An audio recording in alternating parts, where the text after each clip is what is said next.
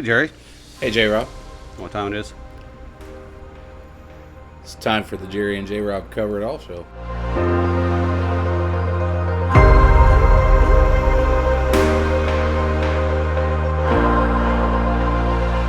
Fancy watch you got there. Well, it's just a watch. It's just my normal watch. We have a guest today. Yes, I'm very excited to have Miss Tina here with us today. Hello. Hi. Tina Pesina. Sometimes she goes by TP. TP, and Facebook handle is Tina T-Rex. T-Rex. T-Rex, yes. This Well, is true. welcome. I'm glad you're here. Thank you for having me. So, for you that don't know, Tina is a former Hot Sauce Thursday co-host of mine. We used to have some hot sauce. And with that said, I've got you a complimentary bottle of hot sauce there for you. Ooh, Thank you for coming. nice. I appreciate you being here. I like it. Appreciate you being here. Thank you you. can Thank you never for go having wrong me. with hot sauce. Never. Sure can. Or coffee. Yeah, that's for sure. Stack up coffee, by the way. Stack That's up what it coffee. is. Tina, how's your mom doing? Mom's doing well. Thank Yeah? you for asking. Yes, Yeah? she's doing really well. Okay. How are Yeah. you doing? I'm doing great. All right. I am on my third day. No, this is my fourth day of a 4-day weekend. Okay. And I've just be been nice. having a blast. I've not even looked at my work email once That's in 4 days. that's good. Yes, That's that is good. That's very nice. Quite an accomplishment for me. Yeah. Yeah. What else going on in life right now? Training for the marathon. Oh. So I started racing in 07, right? And I've done tons of 5Ks and 10Ks. Did a couple of half marathons over the last couple of years. And I'm training for a full marathon. Ooh, wow. The plan was to have it done by my birthday this year in October, but just like everything else, supplies are limited right now. Yeah. I need new tires. Oh yeah. Yeah, so they're worn, and I just called the company that I deal with that I've been dealing with for the last 30 years, and they're telling me that Right. supply chain is low right now. So. Right. So everybody that's listening or watching right now can't tell and doesn't understand why you're asking for tires for a wheelchair. 5K. Yes. Because you are predominantly in a wheelchair, right? Yes. And that's because I am an amputee. Okay. Above the knee amputee on my right leg, and for the most part, I use my wheelchair and my crutches to get around. I am learning how to walk again with a prosthesis. Oh, nice. That's going to take some time. It's a learning process again. I started back in November of last year, and some muscles woke up back here in my back that I hadn't used in a long time. So I'll make it work. Hopefully, by November of next year, you'll see me walking a little bit more than I do now. Right.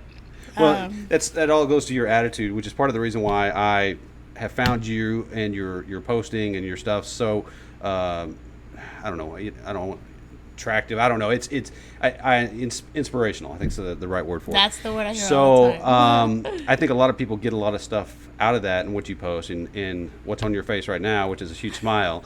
That never gets old. We always look for people like that. Jerry and I work on a level of trying to keep things moving and inspirational, and I'm constantly seeking folks out that have a great story. So if you don't mind, and I understand it might be a little hard, but can you tell us how it all started and what happened and Sure. how you are at the point you are in life today? I don't mind at all. So back in '92, right out of high school, I was in what we call in the law enforcement world, right, an auto pedestrian accident. Basically, I was standing behind my vehicle, and another truck came in and smushed me between the two vehicles, and that's a pretty intense wreck there. So my right leg was severed just above my knee, along with everything else that could happen, right? I mean, my body was totally messed up. I went into the hospital. A funny story about that is the doctors would tell my family, don't tell her about her leg. She doesn't know yet, right? Because I'm in a coma. Mm-hmm. Everybody that would walk in, I would point to my leg. I'm like, look what happened. And he was like, what's going on here? She's not supposed to know about this. But, I woke up and I was an amputee. And so just from there, you got to figure it out. I'm not going to lie. I mean, when I woke up out of my coma and kind of came to, I realized I'm in the hospital, and they kind of tell me what's going on, what happened.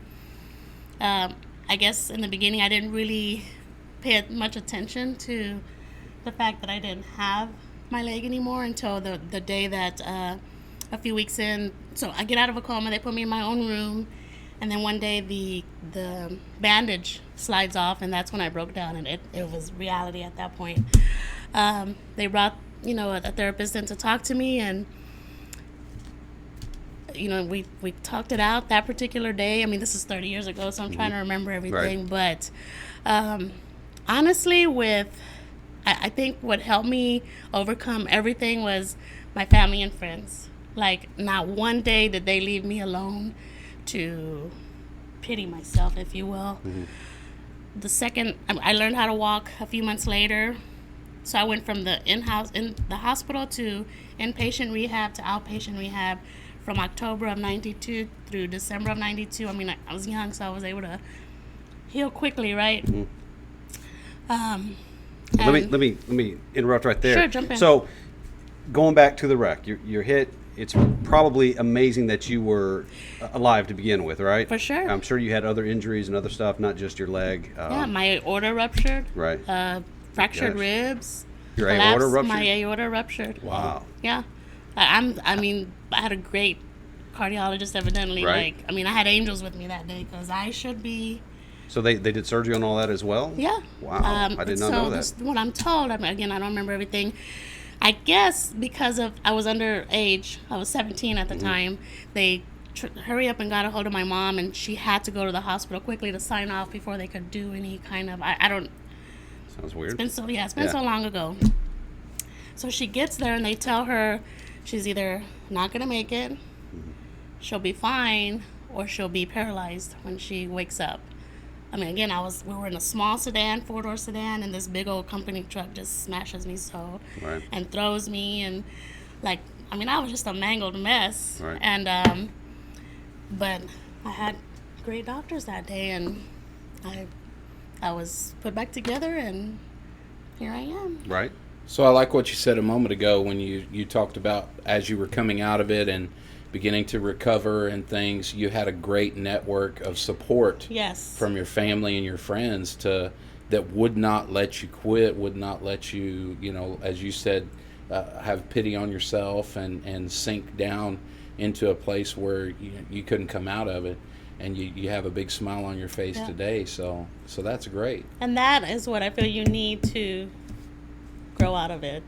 If I didn't have them, I probably would have been there for a long time. Right. I'm not going to say I'm perfect. There was times, when nobody was around, that I was like, oh my God, what am I going to do with life now? Yeah. But they never let me. I was never home. I was always out and about. So the state at the time, bought my first prosthesis, and so I walked for the first couple of years. And again, I was 17. I turned 18 when I was still in the hospital. So, at that age, my friends are out partying, so they would pick me up and they'd take me out partying with them. I'd go with my family, and we'd go have barbecues, and we'd go to the movies, and we'd do all kinds of stuff. And so I never sat down and just cried about it, like, endlessly, and worried about what I was going to do with life. You just figure it out. Yeah. I like that. That's a great outlook. I think if more people got that together, then we would be in a much different place, society-wise, for sure. I mean, we got people with no problems. They have that are pitiful about themselves. So, well done, excellent job on that. Mm-hmm. Back to it. You're 17. You've had this catastrophe happen. You're working through it. You probably have all these plans set out for life, these things that you want to do in life. You're fixing to graduate high school if you hadn't already, and this happens. So outside of the obvious, what changed your trajectory? I mean, and what I'm saying is, did you plan on going to college? Did you still go to college? Yes. So what right happened there? before the accident happened, I just applied to the Austin Community College. Mm-hmm. I was just about to start school when this accident happened, and so I was into numbers, and I wanted to become a CPA. I love numbers. I was going to go down that route of becoming a certified public accountant. The accident happened, and I woke up, and I realized I could not stand numbers. So I had to learn everything all over again, my cognitive everything. I didn't even have a voice. My memory was horrible. But for some reason, me and numbers just did not connect again. So after that, so when you're in rehab, like you're in rehab Monday through Friday, 8 to 5, and each hour is a different rehab session. And one of them was this lady who helped me get back into apply again for ACC. And so I went back. I tried school out, but it just, my memory was just horrible. So I didn't stick with it. And I just got back into the workforce at that point. I did not, I've taken a few college courses since then, but it wasn't what was going to happen for me. Right. I got back into the workforce. And also that's what the state told me. So those first couple of years when I was learning how to live life again with my prosthesis, I ended up breaking it, and they told me, I went back to them, and they're like, no, it's time for you to work and utilize insurance to get you another prosthesis. Well, those things are expensive. Yeah, they are. They're very expensive. So it just didn't happen for me, and I just started working. And then 20 years ago, I got into the 911 position, and I stuck with the city of Austin. There you go. So tell everybody what you do today, which is kind of phenomenal. Yes, I am a supervisor for the Austin 911 Communications Division. I've been there 20 years. So chief dispatcher. Chief dispatcher. Somewhere thereabouts. Somewhere. You can call it that. That's I'm awesome. okay with So that. now you spend your pretty time awesome. helping other people in similar Yes. circumstances, which Yes. is a whole other difficult thing to begin with, because Very I'm stressful. very well affiliated with the law enforcement community as well, and I understand how dispatch works and the stress that comes along with it. So tell us a little bit about that. So my job is, so when I started on the night shift, 10 p.m. to 6 a.m. 20 years ago, and I've stuck with the night shift the entire time. I've had to move shifts as I promoted up through the ranks, but I inevitably went back to the night shift. And I am a night owl. And these last 4 days, I was at the beach for a few days. That sun was brutal. It was hard to, I loved it. Yeah. And every year that I, have to go get my physical and all that, they're like, Tina, your vitamin D is low. And I'm like, yeah, I'm sure it is. I'm never out in the sun. But this weekend was phenomenal. I had a great time absorbing as much sun as my body would let me. But Yeah. it is what it is with that. Yeah. And I'm going to finish out on nights. That's the plan. I get to retire in 2 years. October of 2024. Okay. I get to retire. And I don't know what I'm going to do after that. I've got to figure it out, but Gotta figure it out. and it's going to go by quick. So What do you think? What do you think you'd be interested more in? than likely, this is what I know. It's my life. So more than likely, I'm going to go back to Hayes County where I live and just go back with dispatch. Dispatching again? Yeah. Hard to leave sometimes. We'll see. We'll see what happens. Very good. Very good. Jerry, I know you got some questions for him. Please.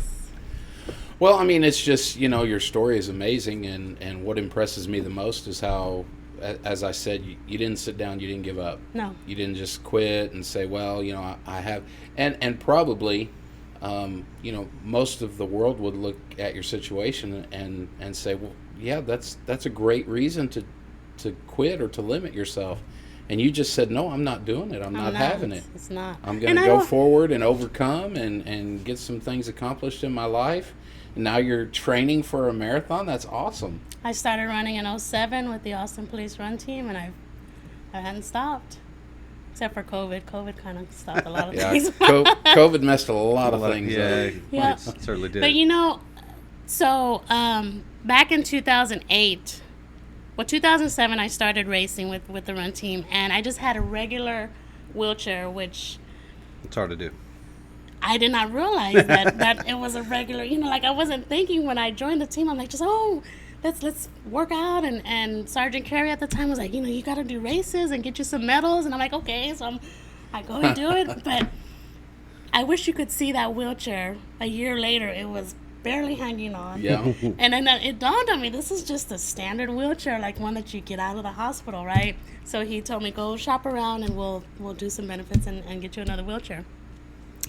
So that's what happened, and they presented it to me. It was, it made the media and everything. We did it all in front of the main. The guys even had it delivered, lights and sirens to me. It was Oh, pretty wow, cool. that's Yeah. cool. So we're sitting out there, where the media is asking me questions, and then all of a sudden we're having a pause, and here comes the police car, and they take it out and they present it to me. It was really cute. But till this day, and that's 2008 to 16 we're 22. People still stop me and say, "I know you." First of all, they'll say, "I know you from somewhere. You raised, don't you?" That's one thing that they'll tell me. Or the other thing they'll say is, "You work for the police department, don't you? I remember when they delivered that wheelchair to Right. you or presented that wheelchair to you." To this day, strangers just stop me and they always say, "We admire you. Yeah. We can't believe that you do what you do." And they always ask me, "Can I have your name and number? I have a family member Right. that had an amputation, and we want you to go talk to them." And every time I give them my name and number, and I'm waiting for people to call me and go, "Yeah." And I don't even know what I would tell them. I'm just like, you have the right to be upset. If you're going to have your pity party, do it. But hurry up and get over it, There because you you go. still have a life left. That's right. Yeah. Right? That's There was a great. feed that came across my Facebook the other day that stuck with me. And it just came across the other day, but it said, "You only die once. You live every day." That's right. And I thought, wow, that just makes sense. Because we always say, well, you only Right. live once. Right. Well, no, you live every day. Right. You die once. Well, I think if you had a major event like that go on, and I think many of us have had a major event in our lives that you know we've walked away from or whatever happened, you know, you have you have purpose, and I would say that the fact that you lived very much decries that you've got a purpose for the remainder of why you're still here, why you're still moving around. So I love that attitude. I love that about you. Thank you. It's spectacular for sure. So tell me about, you said you've got this marathon coming up, which, by the way, next time you want to do a 5K, I'm happy to do that. Okay, I yeah. don't I know saw about- y'all did one last week I or don't 2 know weeks about ago. Yeah. I don't know about a marathon. That's pretty tough. But you know, we'd make it work if it came down to it. So you've got this marathon coming up, but you said you're out of tires. You're like they're worn out. Yes, they are very worn out. And the company that I've been with since my accident, Right? Short on supplies. short of supplies. Yeah, so he told me, "I'm glad you reached out now, so we can get the tires in, because of course they're short." Okay.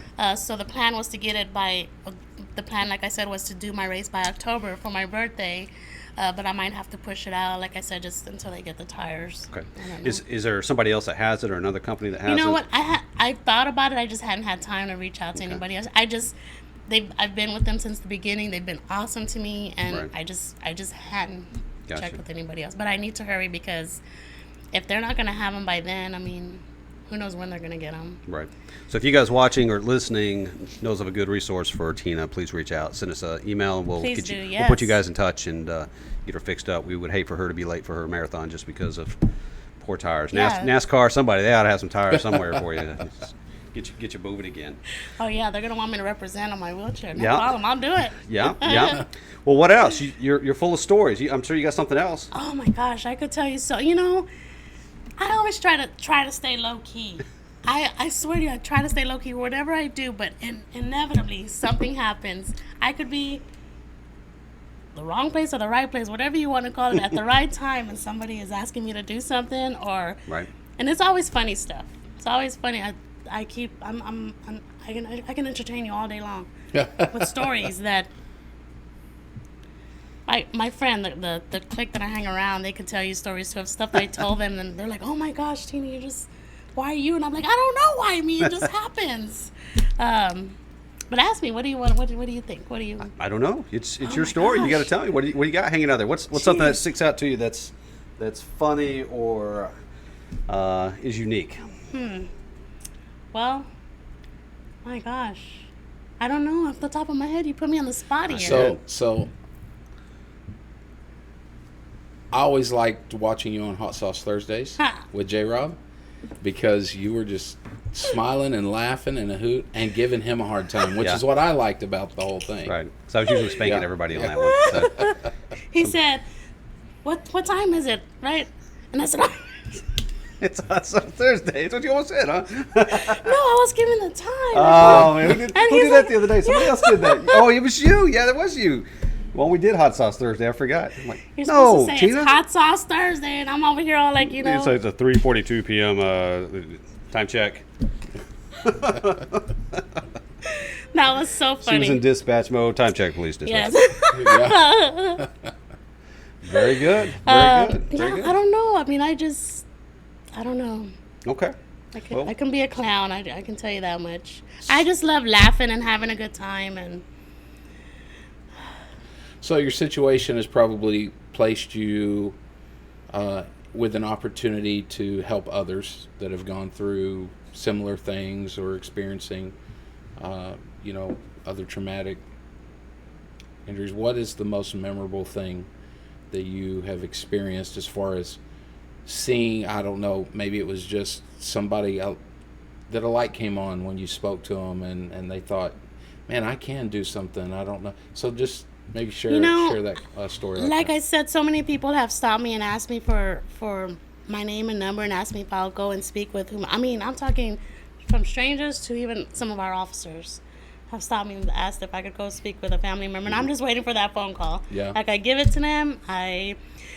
Strangers come up with their kids and they're like, we've been seeing you since they were this little, and now they're this big, and can we hug you and take a picture? And like, so I'm a superstar out there somewhere. There you go. Yeah. So I mean, I'm just waiting. Yeah. If you need to talk, I'm here. I'm ready. Yeah, we might can facilitate that a little bit better. We'll see. We'll talk about that afterwards or something. But yeah, no, I think it's great.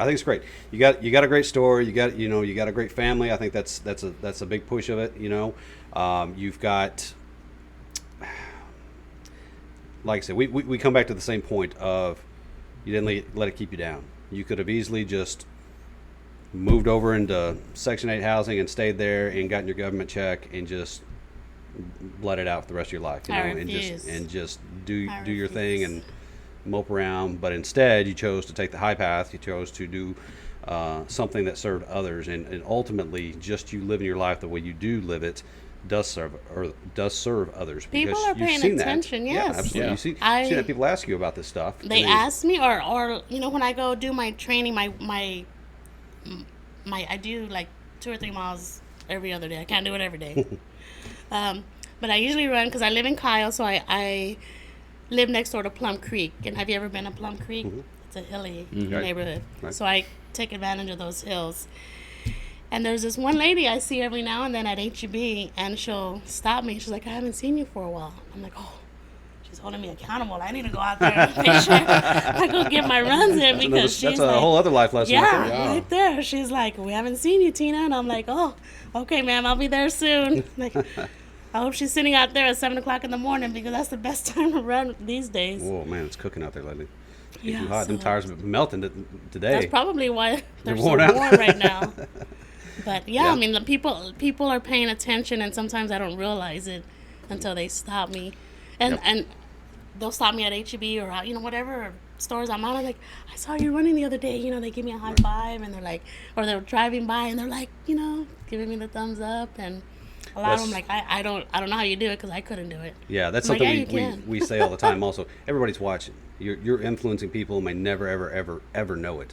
But folks are always watching, and they're always taking a little bit of that and applying it to their own lives. So, like I said, congratulations for what you've done. You've done an excellent job. Like I said, I know when I first met you, what kind of person you were, and that you're the kind of person that I would want to associate with based on your values and your outlook on life. So, Thank you. Well done, you, and I'm certainly glad you came in today. Anything else you want to tell us?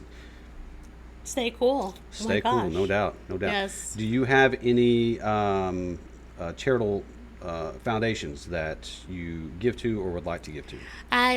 One of my sergeants retired a few years ago, but he would always help me raise money for the Make-A-Wish Foundation. Make-A-Wish. And the one where you could rappel down the building. So I got to rappel down a few times, Wow. because we met the $1,500 mark at the time. That was the minimum you had to raise to be able to rappel. But since he left, I just hadn't done it again. But that was the foundation that I would. Well, that's an important donate one, to, yes. because we've experienced with Make-A-Wish. We've taken one trip with them Oh, for yeah? my daughter. Yeah. So very much appreciate you, Make-A-Wish, and we'll add the website and stuff to the end of this video so that somebody Great. can add to that or Wonderful. donate to them. They've done a spectacular job for us. Outstanding, And yes. we were more than appreciative for that special time, and it was a very special time. So it's a good one. That's a good one to choose for Yeah. sure. Jerry, what else you got? That's all I got, man. That's all you got. That's all I got. Nothing else. How did I inspire you? Oh. Ooh. Oh. The Ooh. interviewer becomes the Wait interviewee. a minute. Hang on Hey. just a second. The new twist How of this have show. I inspired? Well, like I said, just seeing you, just seeing the smile on your face, and even before I've gotten to meet I you, know, because and today's know the you. first day we met. Right. Although I do think we're friends on Facebook, but watching you on J Rob's videos and knowing your situation, obviously I didn't know how you got there, but just saying that you're still going, and that's inspirational to me. My wife is handicapped, has a lot of issues with her legs and different things, and she's the same way. She smiles and she keeps going. Right. Some days it's really hard, but the alternative is to sit down and just wither away, and we can't do that. Like you said, we die once, but we've got to live every day. Right. And since I we love don't it, know, yeah. since we don't know how long we have, we better take advantage of every day we've Every got. day, Yep. every second. I need to put you two in contact anyway. She's she shattered her legs multiple times, and she spent most of 2019 in a wheelchair. I think the whole year. Yeah. 2020. Yeah, that's a story. And she was on our last show, but we Right. probably need to get her back on and talk Yeah. a little bit more about that Absolutely. in particular. But she shattered both of her ankles, and she has lupus and some other connective tissue disorders that keep her from healing properly, and so she's had many reconstructive surgeries and setbacks. As a matter of fact, they want her to have another one, but she's kind of waiting for our granddaughter who's going to be having heart surgery soon. But yeah, like I said, even in a wheelchair and not being able to do literally anything that I don't push her to, she always had a smile, and she always had a kind, encouraging word for other people. Good. And so Yep. that's a great attitude to have, and I see that in you. So it's inspirational. Thank you. Yep. Thank you. For sure. Purpose. Everybody's got purpose. Everybody's You- got purpose. You have purpose. Okay, well, Tina, thank you for coming. I Thank appreciate y'all you for being here. I know it having was a trek to come up here, but like I said, your smiling face, and we're glad to have it here. And if there's anything we can do for you, if there's anything we can add later on as far as charity stuff, we would like to get involved with that. And we definitely want to go run a race with you. So let Thank me know. you. Yes. Let me know when that's we'll coming make up. it happen, especially when the cooler weather gets here. Right? Oh, Yes. That's cool. Thank you. It's been miserable. I'll let J Rob run with you, and I'll stand at the end with the sign and Cheer us on. yeah, there you go. You might have to come run too.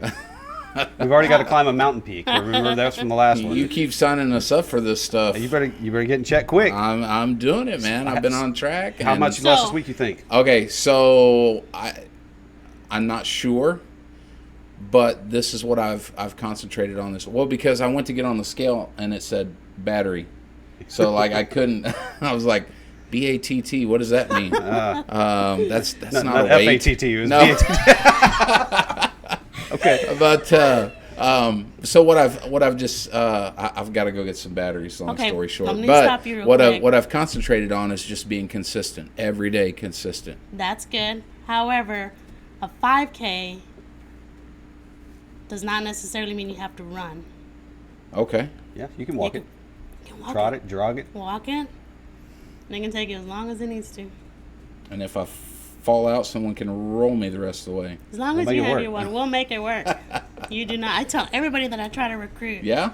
You do not have to run All the right. 5K. Do You can walk. I'm sorry. it. I know we're trying to end this up, but do you have a team or something that you get together with, or do you try to recruit for each race? Maybe a group or team. Well, we have our group of officers that we try to do races together. We're called the Donut Chasers. Okay. But usually when Those are I'm cops. out, but usually I just do it myself. Okay. So I go at my own pace. Everybody thinks that because I'm in the wheelchair that I can go really fast, but I can't because my front casters are not made for that. Okay. My wheelchair is specifically designed for me to be active and do my races in, Yeah. but it's not a racing wheelchair. Okay. So all I try to do is beat my previous time. Okay.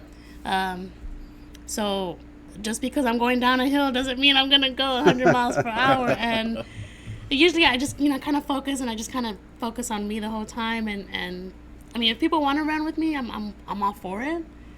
But All right. we're not gonna stay together the whole time. That might be You're right. something we need Everybody to has do their in own the pace. future. Yeah. As long as we meet up at the end to take our group picture, It's all good. Very good. It's all good. Very good. It's all good. All right. Well, I think we'll try to make that happen at some Yes. point. Tina, thanks for being Soon. here. I Thank you appreciate for it. having me. Yes. What a great story.